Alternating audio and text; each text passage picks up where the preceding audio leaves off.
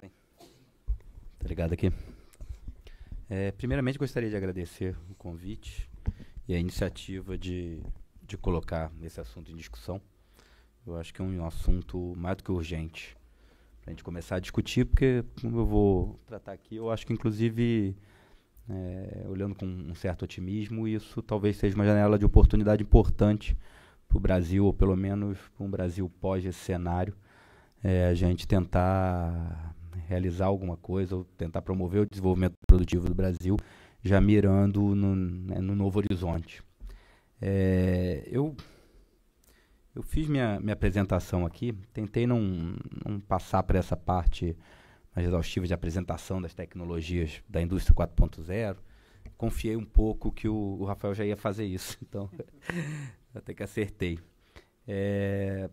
Bem, então eu gostaria de, ao invés de passar por tecnologia, ou explicar de forma mais pormenorizada as tecnologias que envolvem a tal da manufatura, a indústria 4.0, eu gostaria de pegar o gancho na apresentação do Rafael e puxar alguns fatos de forma mais esquemática, porque eu acho que é importante para a gente encaminhar, na verdade, um debate mais propositivo nessa segunda rodada e menos menor apresentação das tecnologias, o que seria a indústria 4.0. Então, acho que tem 3 pontos aí que são importantes para a gente pescar aí da apresentação do Rafael, para a gente estabelecer algum diálogo com isso. Primeiro que a tal da... Passei no meu computador, esqueci de passar na apresentação.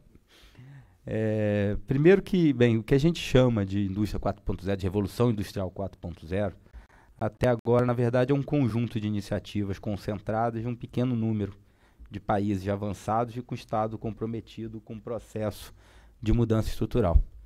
O que a gente está chamando de Revolução 4.0 até agora, de quarta revolução industrial, até agora, na verdade, como o Rafael mostrou, é um conjunto de políticas industriais de países já avançados, mais China, buscando estabelecer novos critérios de competitividade e reverter, de certa forma, uma perda de tecido industrial provocado principalmente pela formação do que a gente chama de fábrica asiática. Aí inclui Estados Unidos, Alemanha, Suécia, Reino Unido, Japão, China, como Coreia, como o Rafael mostrou. O segundo ponto que eu acho que é importante é que, na verdade, essa política industrial, esse conjunto de políticas industriais que a gente considera como a tal da quarta revolução industrial, na verdade é um conjunto de políticas industriais que tenta estabelecer políticas tecnológicas para afirmar a convergência de trajetórias de tecnologias específicas, para além da terceira revolução industrial. Bem, como assim? Ela são um conjunto de políticas industriais que miram já em convergências tecnológicas, convergências de trajetórias tecnológicas específicas, a partir do diálogo, de certas tecnologias típicas da terceira revolução industrial, com mais um conjunto de tecnologias que vem surgindo aí já nos últimos anos.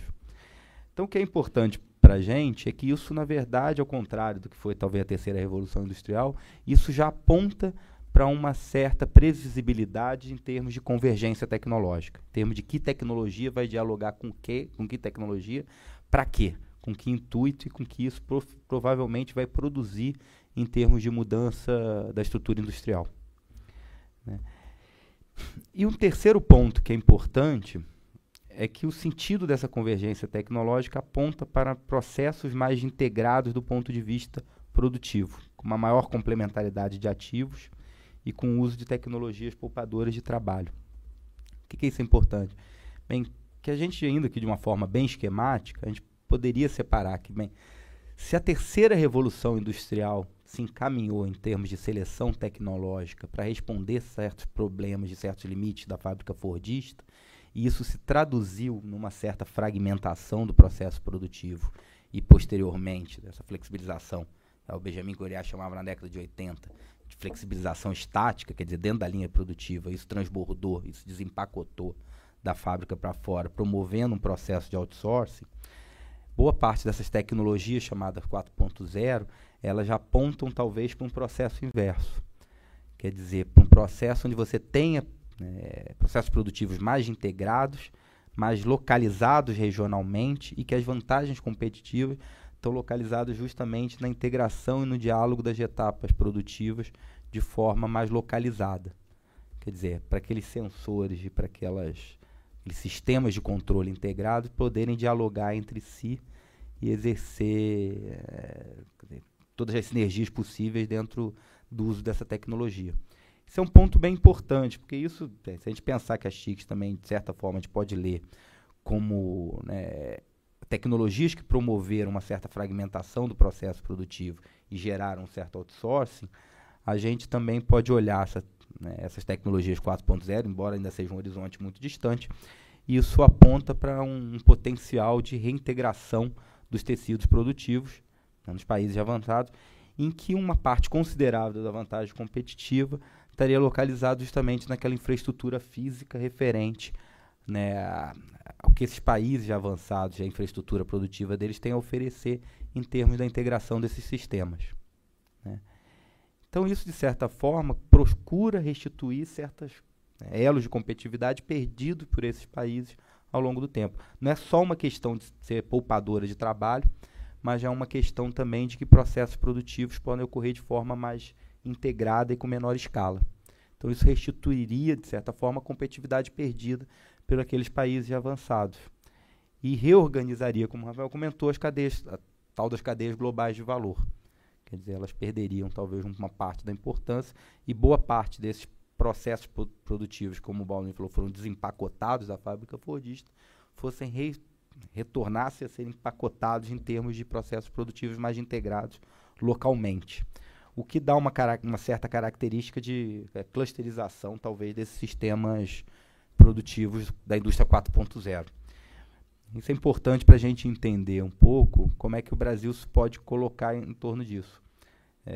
Eu, como tipicamente fazem os economistas, eu vim trazer um monte de informações sombrias de nuvenzinhas negras sobre o nosso horizonte, antes da gente começar a tentar traçar algum tipo de plano para isso. Eu gostaria de, em segundo lugar também, comentar um pouco, e também é importante do ponto de vista do debate mais propositivo, uma certa morfologia sobre essa indústria 4.0, em termos da organização das empresas e do tecido industrial a partir das transformações típicas da indústria 4.0. Então a gente teria um topo, que é aquilo que a gente chamaria de tecnologias habilitadoras, que foram aquelas tecnologias que o Rafael apresentou na apresentação dele, a internet das coisas, a manufatura aditiva, novos materiais, uma série dessas coisas, que tem características muito interessantes. Na verdade, são clusters tecnológicos que apontam, na verdade, para a base de convergência desses mundos físicos, virtual e biológico, né, na formação desses sistemas chamados sistemas ciberfísicos, cyberfísicos, que são típicos da indústria 4.0, mas que é interessante do ponto de vista da gente pensar o Brasil, é que são baseados em processos de cooperação tecnológica, geralmente envolvendo instituições públicas e privadas, em torno, ou já previamente estabelecidos, para eles serem incorporados ou serem realizados em torno de grandes empresas desses países avançados, né? Estou querendo dizer isso porque a entrada nessas tecnologias habilitadoras depende, de certa forma, de um ecossistema industrial. Quer dizer, você ter um sistema nacional de inovação robusto, você ter uma série de grandes players internacionais em termos de atividades intensivas em tecnologia, e você conseguir entrar nesses acordos de cooperação tecnológica a partir desses ativos. O que não é muito simples.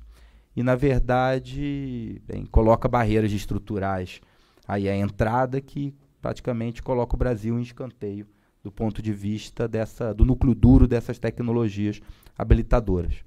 Aí, vamos dizer assim, no andar de baixo, ainda que de forma um tanto esquemática, a gente tem um conjunto, um ecossistema baseado em empresas desenvolvedoras de serviços tecnológicos customizados, quer dizer, empresas que se apropriariam dessas tecnologias 4.0 e, de certa forma, atuariam como desenvolvedoras de serviços ou de aplicações dessas tecnologias 4.0 de forma mais customizada. E aí sim você tem um tecido onde cabe, né, um certo conjunto de pequenas e médias empresas de base tecnológica, né, voltadas a aplicações específicas de certas tecnologias.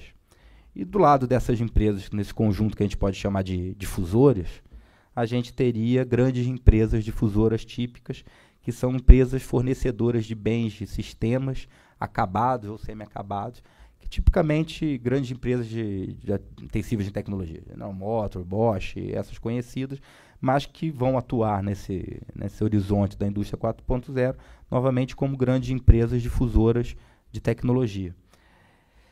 E vamos dizer assim, por baixo disso, você teria um conjunto de empresas que estariam se apropriando, na verdade, dessas tecnologias 4.0.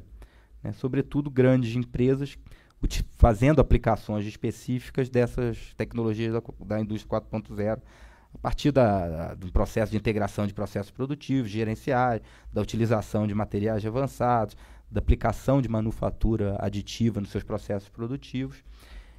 E, ao lado disso, todos os serviços públicos de infraestrutura pública que seriam grandes consumidores dessas tecnologias 4.0, e eu gostaria de me deter um pouco nisso na próxima parte. Essa morfologia eu tentei apresentar de uma forma um tanto esquemática, mas para a gente entender alguns problemas típicos de fazer política industrial para a manufatura 4.0 no Brasil. Primeiro, é assim, a nossa ausência de grandes players, de grandes atores em setores intensivos em tecnologia, que permitiriam, de certa forma, a gente participar dessa elaboração e do desenvolvimento dessas tecnologias reabilitadoras. Né? Em segundo lugar, é uma escassez, vamos dizer assim, de empresas nessa área difusoras de tecnologia. Isso cria um problema especialmente complicado do ponto de vista da gente assimilar essas tecnologias. Exemplo mais claro é o esvaziamento da nossa cadeia produtiva, por exemplo, em bens de capital.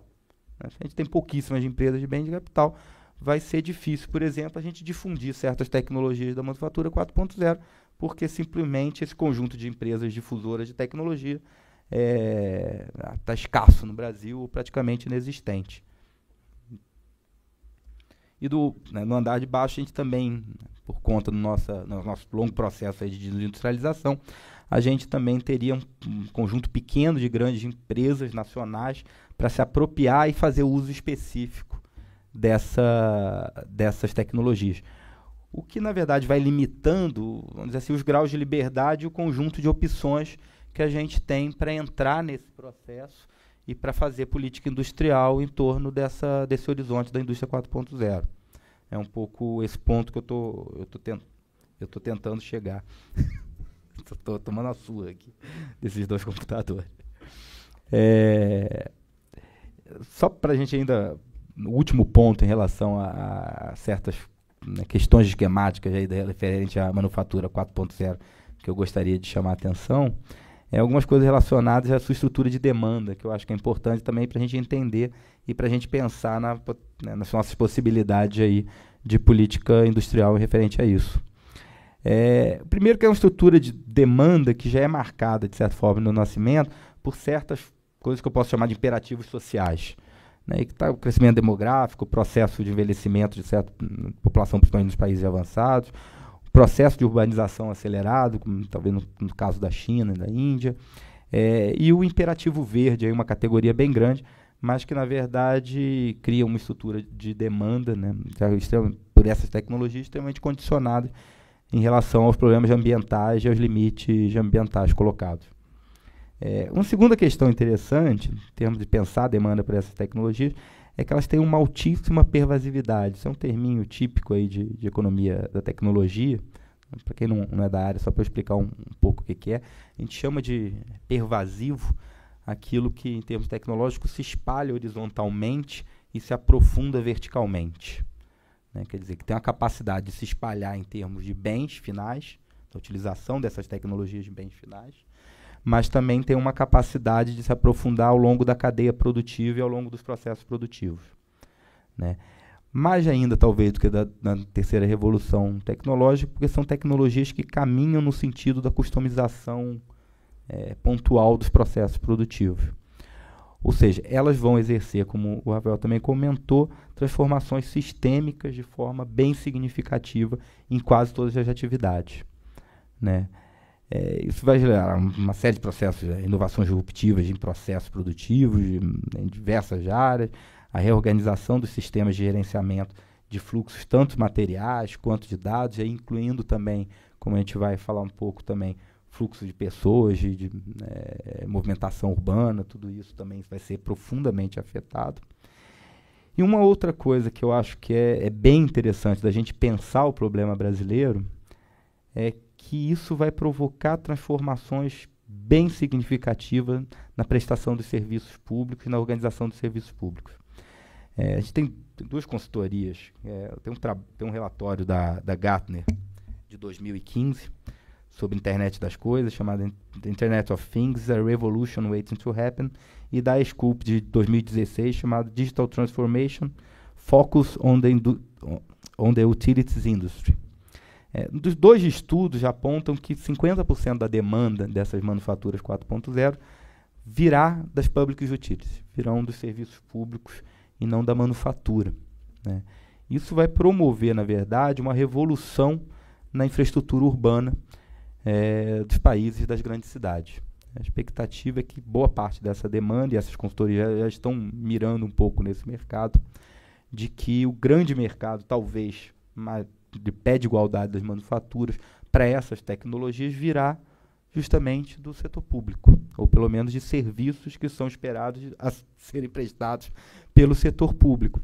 O que leva a gente no último ponto ali, em termos de estrutura de demanda para se pensar sobre essa manufatura 4.0, é que o Estado talvez seja um grande demandante dessa manufatura. Bem, se a gente pensar num horizonte onde o Estado vai continuar provendo serviços públicos, obviamente.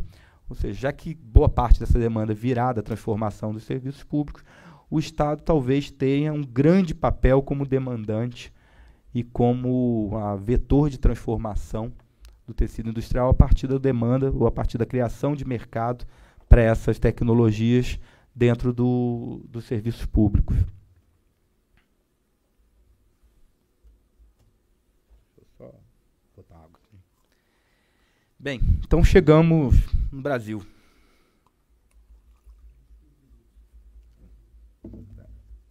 Tá bom tamanho. Bem, só para a gente contextualizar um pouco em que pé que a gente anda atualmente em termos de indústria brasileira e de política industrial, né? Eu não vou me deter muito aqui não, porque eu acho que é uma história que quase todo mundo já tem uma certa consciência disso. Quer dizer, a gente vem de uma longa crise da indústria brasileira, né, que tem efeitos estruturais de longo prazo, como, por exemplo, a estrangeirização de uma série de setores intensivos em tecnologia, a ampliação do conteúdo importado como um todo na indústria de transformação, e que é um processo ainda mais abrupto quando a gente faz algum recorte em termos de intensidade tecnológica dos setores. Quer dizer, setores mais intensivos em tecnologia são os setores que vêm aumentando o coeficiente de importação já há algum tempo, né, o que produz uma escassez, né, de empresa nesses setores que, como eu falei, que são tipicamente difusores de tecnologia, né, e um esfacelamento dessas cadeias produtivas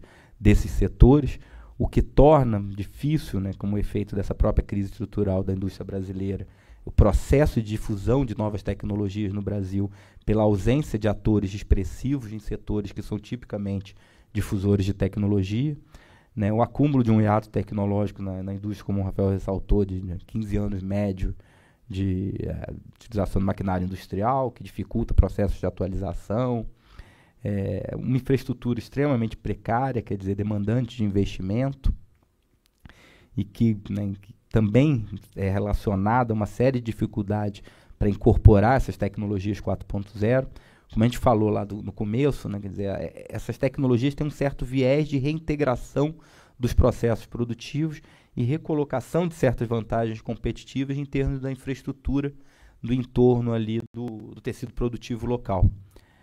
Bem, imagina a gente pensar em todos esses fluxos de informação, cidades inteligentes, informações referentes à mobilidade de fluxos de materiais, de bens, de pessoas, e toda essa quantidade de informação referente à utilização e às potencialidades dessa indústria 4.0, por exemplo, com a nossa infraestrutura de telecomunicações.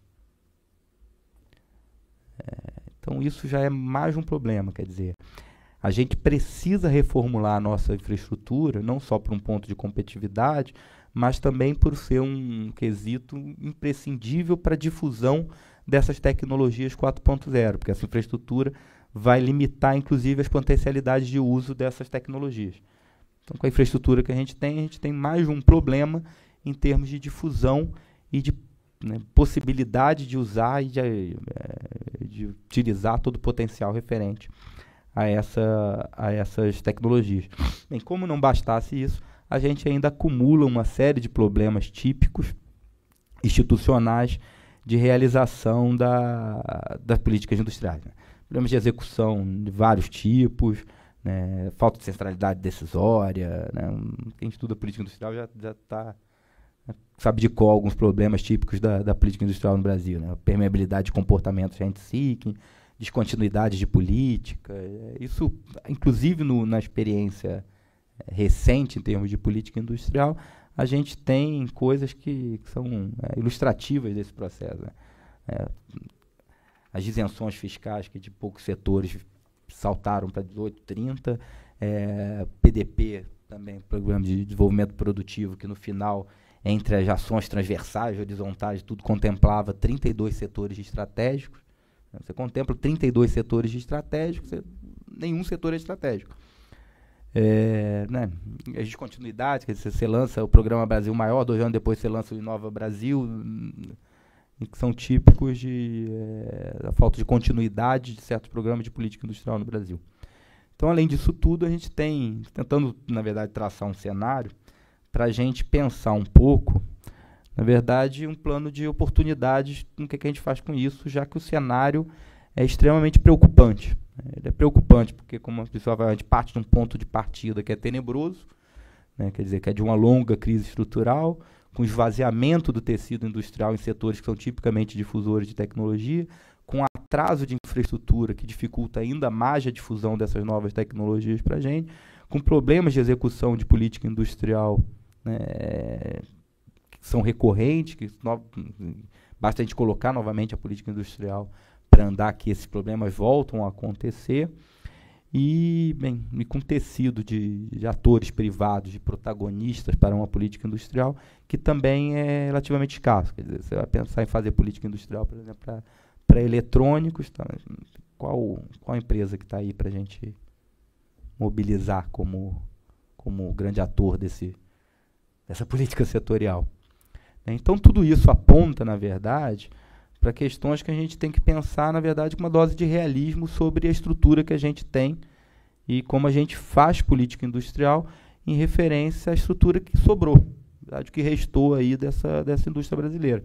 E é em cima disso que a gente tem que pensar e ver quais são as possibilidades da gente executar algum tipo de política industrial para absorver, ou pelo menos fazer esse processo de catching up, de se aproximar dessas fronteiras tecnológicas.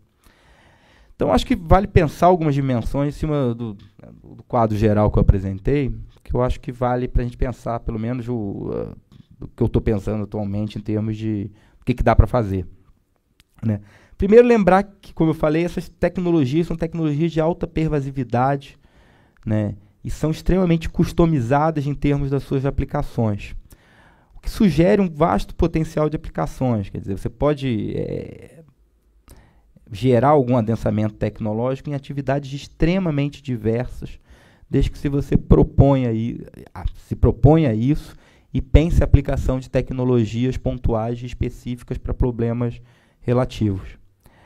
2, que a gente tem um problema que talvez seja uma potencialidade também, que é uma imensa carência de infraestrutura urbana e social, que fornece a possibilidade de usar os investimentos públicos como nessa renovação dessa infraestrutura urbana e social como um elemento ou como um vetor de política industrial, né? A gente tem que lembrar que, com boa parte dos estudos já apontam que 50% dessa demanda, cerca de 50% dessa demanda para essas tecnologias virá do setor público.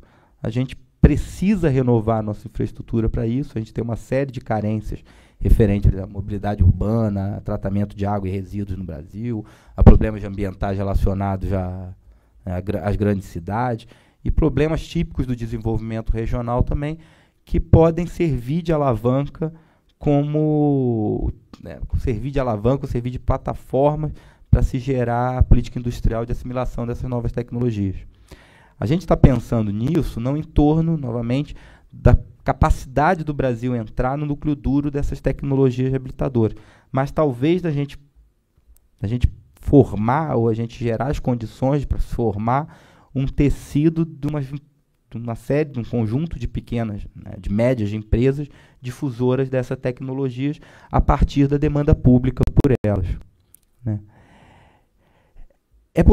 Então é possível estabelecer uma certa comunicação entre o desenvolvimento regional, também, em termos da aplicação dessas tecnologias customizadas de uso específico, e a criação de um conjunto de empresas de serviços tecnológicos de base local, e pensar, talvez, a superação desses problemas típicos de política industrial a partir da utilização, né, de missões orientadas para esses problemas específicos, na resolução de certas carências típicas do Brasil, e somar isso à capacidade de você criar um certo tecido de empresas difusoras dessa tecnologia ou relacionadas diretamente a soluções tecnológicas específicas a esses problemas, né. Peraí. Só para encaminhar aqui para a finalização da apresentação. Eu sei que, né, dá para a gente abrir para debate aí, tem uma série de questões que podem ser colocadas, mas em termos de considerações finais, eu gostaria de pescar alguns pontos aqui também que são bem importantes, né.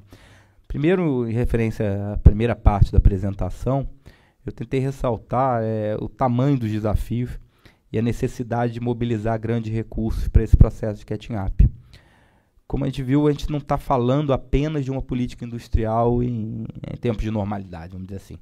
A gente está falando de política industrial, de reorganizar a política industrial vindo de uma trajetória de esvaziamento da indústria brasileira, industrialização como queira de longo prazo, com efeitos estruturais profundos, como a gente falou, né, quer dizer, com toda uma escassez provocada em termos de atores, em termos de setores, em termos de cadeias produtivas, em termos de empresas-chave no processo de difusão tecnológica.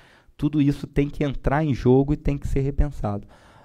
O segundo ponto importante da gente pensar o contexto de política industrial é que ela apenas também não é apenas uma política industrial.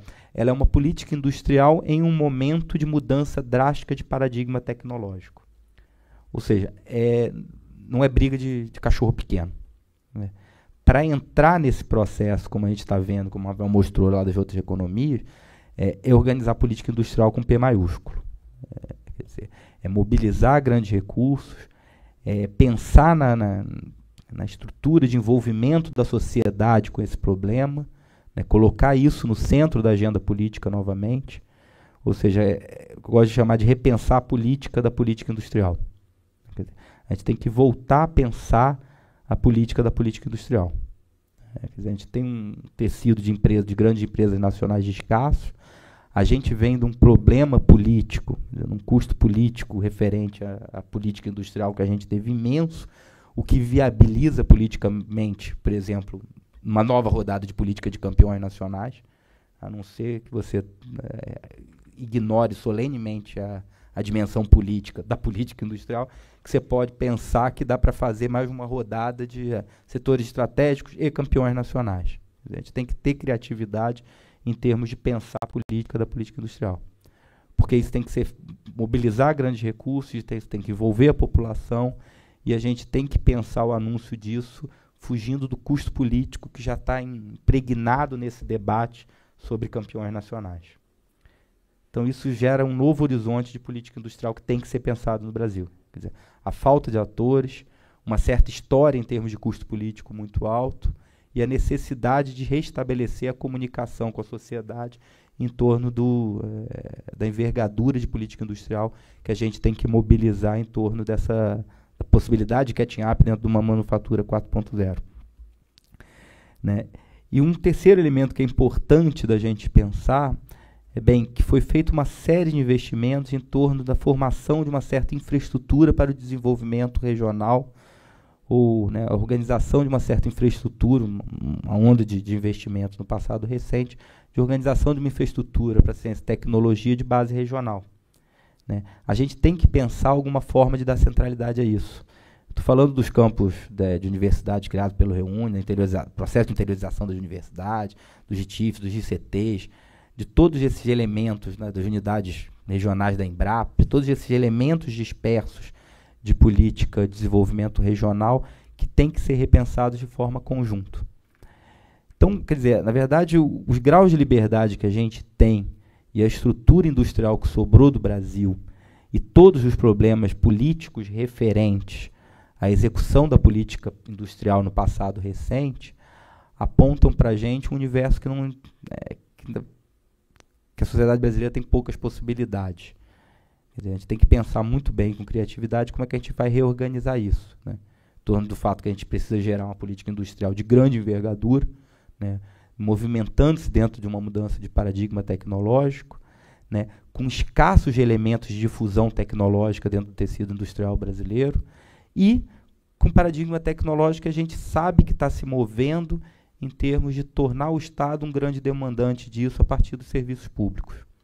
O que, de certa forma, possibilita um certo convite à sociedade participar disso, ou da gente fazer, pelo menos, política industrial, visando, talvez, a modernização da nossa infraestrutura social e urbana em torno dessas novas tecnologias. Pelo menos a gente consegue estabelecer contrapartidas mais claras, fazer, talvez, um recorte setorial mais preciso, e que talvez seja mais importante é que, nesse momento, a gente consiga mobilizar instrumentos de política industrial de grande envergadura. Compras públicas, reserva de mercado, aquelas políticas pelo lado da demanda, de grosso modo, que esses países avançados já estão organizando para isso. Eu acho que esse é o grande desafio, e para isso a gente precisa pensar urgentemente a dimensão política da política industrial. Não dá para ser um debate de expertos em torno de jargões que a população não entende. Com isso, a gente não consegue apoio político para os desafios que a gente tem que enfrentar. Gostaria de agradecer mais uma vez o convite e terminar por aqui. Obrigado. Obrigado, Marco Antônio.